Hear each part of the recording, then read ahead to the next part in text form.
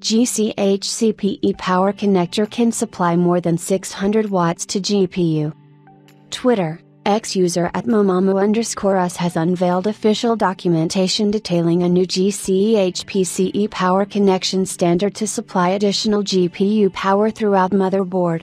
This connector can deliver over 600 watts of power, surpassing 12 VHPWR connectors' capacity. The HCPE power connector features 4 groups of pins.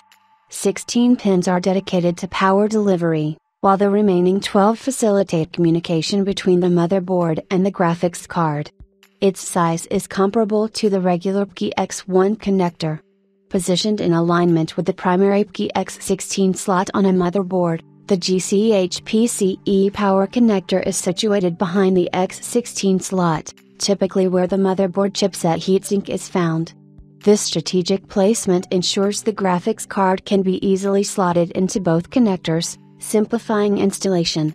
The connector's design negates the need for an additional locking mechanism, as the X16 slot's existing lock sufficiently secures the graphics card.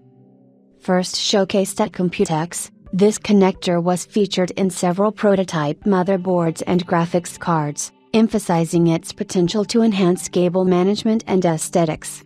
By eliminating supplementary power cables from the graphics card and channeling power through the motherboard, the graphics card's appearance remains uncluttered, and cable management behind the motherboard tray becomes more streamlined. Intriguingly, this connector is a familiar design. It's a modified version of the high-power card edge, HCPE, standard prevalent in the server industry.